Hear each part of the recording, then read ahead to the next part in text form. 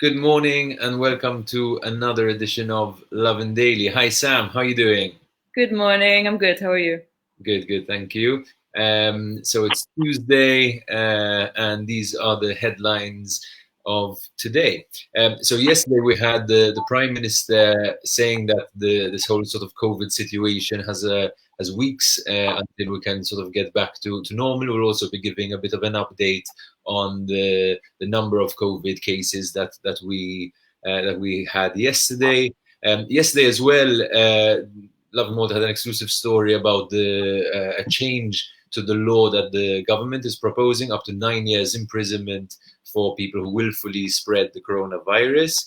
We'll also talk about the Foreign Minister, Everest Bartolo's proposal to deal with the humanitarian crisis in Libya and in the Mediterranean Sea. We'll also talk about a very horrible sort of robbery that happened with some elderly people, crime committed against elderly people in a care home, and we'll also talk about an interview with one of Malta's survivors of the COVID virus. So Sam, maybe you can run us through the numbers of yesterday and the message of the Prime Minister. For sure. Yesterday was quite an interesting day and quite contradictory, I would say, in terms of what Prime Minister Robert Abela said versus to what Shamin Gauci said in the COVID-19 press conference. So yesterday, Prime Minister Robert Abela, on an interview with Realtà, basically said he was hopeful that Malta would emerge from the pandemic within, quote unquote, a few weeks' time. So this is quite a bold statement so far. Although it's still a bit vague, right? A few weeks. It could mean a bit more than a couple of months, perhaps. I mean, considering the fact that they have completely avoided giving any tentative dates or whatsoever, for me, this is quite a hopeful thing and a very bold thing. He didn't say months; he said weeks. Yeah. He said basically if people continue behaving the way that they are, we could emerge from this within a few weeks. He said, this is a moment of collective sacrifice, and he hopes that, within a few weeks we could be one of the first countries to be up and running, Yeah, and we should be one of the first, right? That's the message, that we need to be one of the first to get up and running again. Exactly. I mean, within the global context, Austria and Denmark, as we know, are setting to ease lockdown measures from this week. So I think Malta, as well as the rest of the world, are going to be looking very closely to see how things go over there. Mm-hmm. Now, the statement that he made is quite contradictory, I would say, to what Shamin Gauci said yesterday. Now, Shamin Gauci has so far avoided every question, giving any kind of idea of where we are on the curve. She's always saying, this is the beginning, and all that. But yesterday, she did say that in response to someone asking of when the lockdown measures could ease, that Malta would need to drop its rate of infection, which is known as the RO factor, to below 1 before restrictions are lifted. Okay. So essentially, what this means is that the RO factor is the rate of infection. This is what we use. We know what the current RO factor is? So globally, we don't know what they've said nothing about the rate in Malta, but globally we know that the RO rate of coronavirus is between 2 and 2.5. So this essentially means that every new person who contracts the virus would spread the disease to around 2.2 people. Mm-hmm. When you compare it, for example, to the seasonal flu, that has an average of an RO of 1. Okay. So thankfully, this is not like a fixed measurement. So it fluctuates according to what measures are put in place. So I mean, if these are the 2 to 3 crucial weeks, hopefully we can get that number below 1. Mm-hmm. So we have a sort of specific number in terms of RO from the public, so from the Superintendent of Public Health, and we have sort of this vague but quite hopeful weeks from the Prime Minister, right? Yesterday as well, there were a number of new numbers coming out in terms of positive cases. I believe there were 6 positive cases, right? One of whom was a Halfar resident. Obviously, the situation at Halfar the open center is something that's being followed closely, because the whole place is on quarantine after there were a number of cases over there, and that's a space where there are up to 1,000 people, I believe. And so far, so that takes the number up to 384. Yes. Yeah, and 44 recoveries. So that's a bit of an update on the COVID situation. An update from the legal front. Justice Minister Edward Zammit-Lewis is expected to issue a legal notice soon that takes on a proposal that was made by former MP Franco De Bono and supported as well by Nationalist MP Claudio Grech, a proposal to include COVID in the list of diseases that is a crime to spread, a crime that is punishable by prison. In fact, up to 9 years imprisonment for willfully spreading the virus to someone else, willful homicide if that person dies, and increased fines for spreading the virus through negligence or doing things that you shouldn't do in this context, right? So Malta is getting quite legal and punitive, I guess, with its measures, and this I guess is also a response to the number of fines being issued for people who are not obeying the rules. And obviously these fines, I guess, are getting tougher and tougher, and now we've got prison sentences as well to try and continue to contain the virus, right? And we also had another proposal from the Foreign Minister Everest Bartolo. Sam, you want to run us through that? Indeed. So Minister of Foreign Affairs Everest Bartolo calls for immediate EU aid in Libya to prevent quote-unquote humanitarian migration disaster. So essentially, he is proposing the delivery of 100 million euros worth of food, medicine and equipment on behalf of the EU, which of course the Maltese government would support. This, of course, comes in light of the fact that there are 4 migrant vessels within Malta's search and rescue zone, and after Malta declared its ports unsafe on April 9th. He basically said that there needs to be a unified EU response because thousands are leaving Libya, and this is a recipe for humanitarian disaster. Now, this humanitarian disaster has not started now. We are 5 years into this disaster.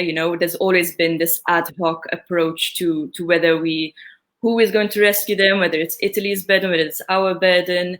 And I do agree with Everest Bartolo that there needs to be finally a unified response on the EU front as to not letting these people die. If we're putting in preventative measures to prevent people from dying from COVID-19, it cannot come at the expense of letting migrants die within the Mediterranean. What do you think? Yeah, so I think this proposal seems to be coming out of maybe a sense of guilt as well of what's going on. On Easter Sunday, we had boats that were out in the Mediterranean Sea, including, I believe, one in Malta search and rescue area that lost contact, so it's presumed capsized, and 85 people are presumed dead. And when you think about, we've had 3 COVID deaths, and that's obviously a sad situation and a tragedy, and we're doing everything we can to prevent more of these deaths, and yet obviously you have boats capsizing, and you've got dozens of people possibly dying in the sea. So now we've got this proposal, a bit of an EU proposal, hoping that there's this 100 million to prevent a humanitarian crisis. Having said that, I think we have to keep in mind that a lot of the people leaving Libya are fleeing Libya because of the way they're treated there, and because that is sort of the last leg of their journey to seeking asylum. We also had, I think it's worth mentioning, there's a social media campaign at the moment to not let people drown, a bit of pressure being put on the government to step in. There was also a one-man protest, a man called Chandru Kassar, I believe, who was in Castile. He's now suspended his protest after having a meeting with the Prime Minister. So we're going to see, I think, how this will develop. But but there is this proposal from Everest Bartolo. On also quite a nasty note, I think yesterday it emerged that there were two women who are going to be charged for robbing elderly people from a care home. So they apparently got into this care home under the pretense that they were there as an agency to help the residents, and then one of them would distract one of the elderly residents, and the other would rob them blind. So I think that's a really sad story, and there was also some other cases, a case this morning, and a case a couple of days ago of food delivery people who were robbed as well. One at knife point, So again, a bit of a dark element to everything else that's going on as well. We obviously hear a lot of positive stories and people reaching out and solidarity and these sort of things. But then there are these horrendous tales as well. Yeah, frankly, I'm not really surprised. I mean, as a nation, we're in quite a vulnerable state. And ever since the beginning of lockdown measures, we've seen, attempted robberies. I remember there was an attempted robbery in a school. People are more vulnerable, and unfortunately, we're more susceptible to this kind of stuff. And besides that, police resources are super stretched right now. Yeah.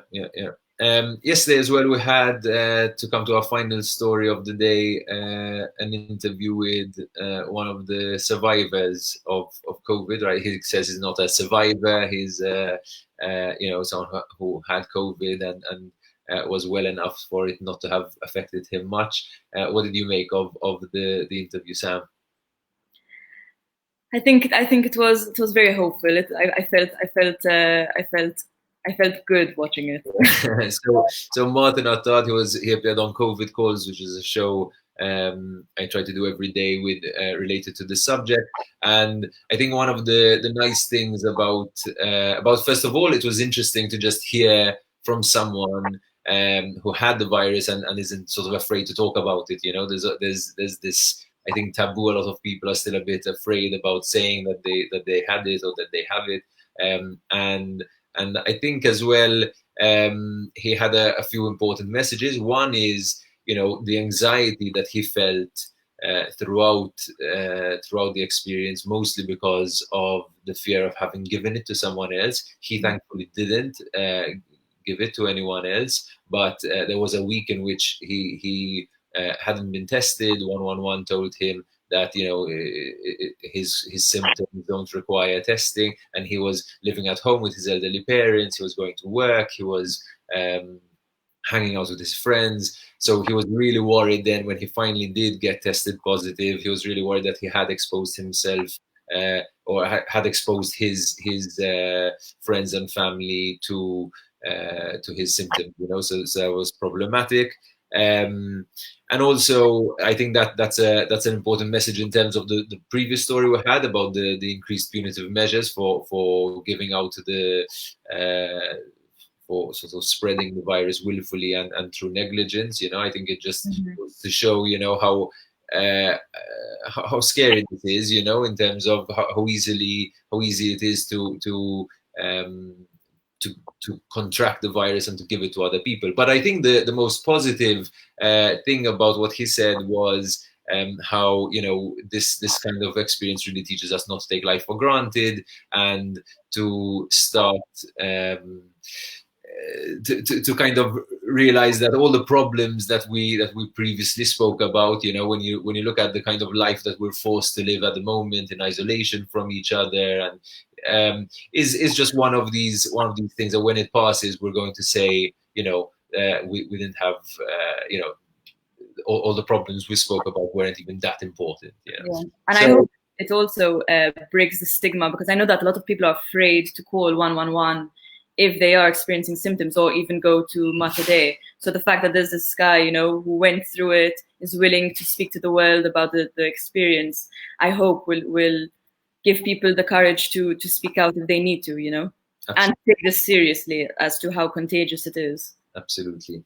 So that brings us to the end of today's show. Lovin Daily will be with you again tomorrow. Thank you very much, Sam. Thank you. And have a day full of loving.